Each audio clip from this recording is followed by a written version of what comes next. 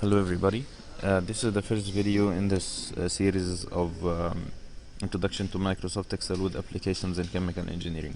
We found that we had a problem before we graduate, and actually we found this problem is still with the undergrads when we worked as TAs. And this problem was that students know well how to use the pen and paper to solve their problems. They know the concept, the background, and everything, but they find it really difficult to use any software, or even they don't know what's the software to use to solve these problems, to save time and do the calculations more accurate and more quicker than they do it manually.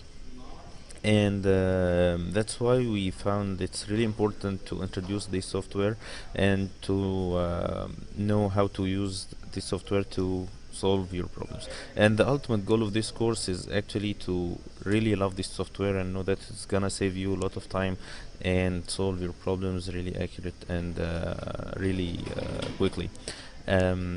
So as I said, the objective of the course is to get introduced to Microsoft Excel and its features, and to use it to solve your chemical engineering problems.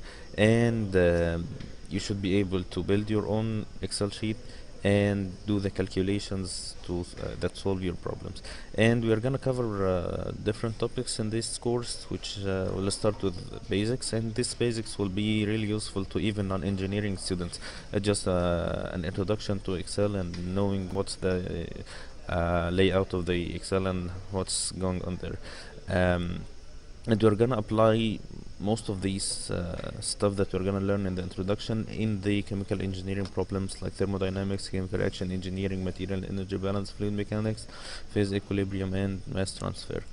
And in these chemical engineering parts, we are gonna start with an introduction to these problems that we are trying to solve, and sometimes we are gonna see how we solve them manually, and then to see how to solve them with Microsoft Excel. So it's just to make sure that we are gonna be in the same page and people are really understanding what's going on there.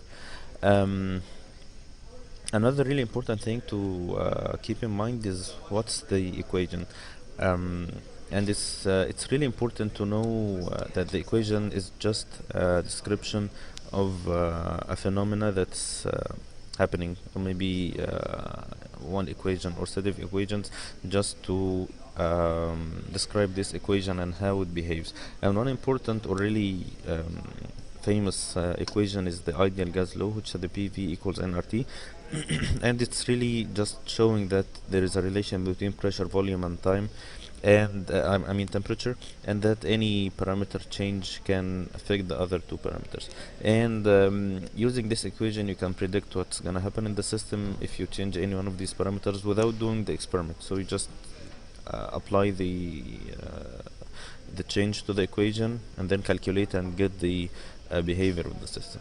So it's just saving time and letting you know if you're gonna design something, you know how you need to design it. So after we know what are the equations, we need to know what are the main types of equation. You can, and it's really important to know this, because it's gonna affect your choice of the software that you're gonna use to solve your problems. So the equations can be classified into two main categories. The first one is the algebraic equations, and the differential equation is the second one. So the algebraic equations are almost any equation you can imagine. It can be like this van der Waals equation. It can have square root. It can have power, like stuff like trigonometric functions, sine, cosine, exponential. Any mathematical thing that you can think of can be categorized under the algebraic equations. And Microsoft Excel is really powerful in solving these types of equations. You can solve whatever type of equation. You just put the equation and know how to solve this, and we're gonna go through all these algebraic equations that you can think of in this course. The other type is the differential equation, and the differential equation can be classified into two other subcategories: is the ordinary differential equation and the partial differential equation, which are usually called as ODEs and PDEs. And as you see, the differential equation has this d by dt or d by dx term, which is the derivative term. And in the ordinary differential equation, you have only one independent variable, which is the time here. while in this partial differential equation you have more than one independent variable. You have time, and then you have x, y, and z variables. Um, so in this case, Microsoft Excel is not really powerful. You can solve these ordinary differential equations in some cases using the analytical solution. So you do some like solution to this shape, and then trying to get it to be an algebraic equation, so you can solve it easier. But it's not the case for all ordinary differential equations. And the case for partial differential equation is much more difficult. So usually the differential equations are solved by something called the numerical solution, which is pretty difficult to do with Excel.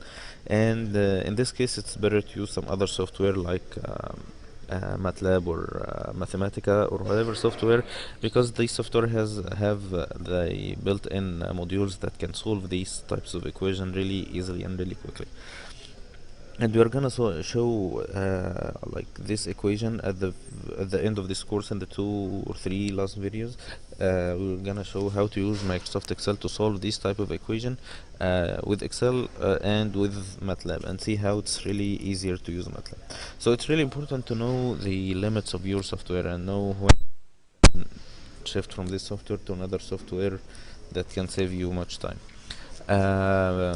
One last thing is how we name the videos on YouTube, and actually this is how we name the videos. The first is the Excel for chemical engineering for chemical engineers, and then you have this number. The first number is the video number in the series, starting from 1 to almost 35, I think.